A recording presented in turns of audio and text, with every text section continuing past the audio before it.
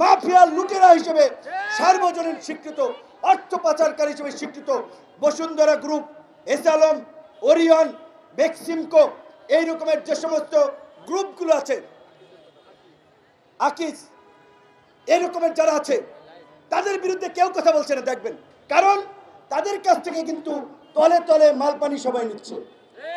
বসুন্ধরার লুটপাট করেছে হাজার হাজার কোটি টাকা। তো যদি 200-400 কোটি টাকা রাজনৈতিক দলের পিছিয়ে ইনভেস্ট করে, তাদের তো তার লস নেই, তারা তাই করছে। ঠিক একইভাবে অন্যান্য মাফিয়া গ্রুপগুলো, ব্যবসায়ীরা, একজনের বিরুদ্ধে এখন পর্যন্ত উল্লেখযোগ্য ব্যবস্থা নেওয়া হয় নাই, গ্রেপ্তার করা হয় নাই।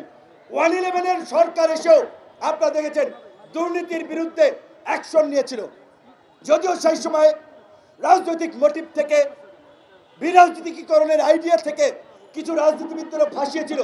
কিন্তু এটাও সত্য, সে সময় যাদেরকে গ্রেপ্তার করেছিল তাদের মধ্যে অনেকেই লুটেরা, অর্থ পাচারকারী, দুর্নীতিবাজ ছিল। কিন্তু এই সরকারের আমলে আপনারা আমাকে দেখান, চাঞ্চল্যকরভাবে 10 জন অর্থ পাচারকারী, লুটিয়া, মাফিয়া শিল্প গ্রুপ কিংবা ব্যবসায়ীকে ধরেছে, কাউকে ধরে নাই।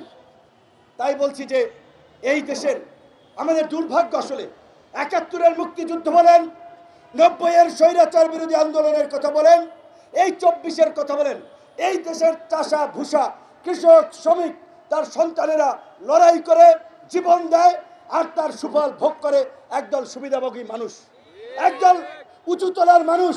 এই যে উপদেষ্টা পরিষদ গঠিত হয়েছে, এই উপদেষ্টা পরিষদের কয়জন গত 16 বছরে 16 দিন আওয়ামী ফাঁসিবাদের বিরুদ্ধে রাজপথে ছিল, আওয়াজ দিয়েছিল?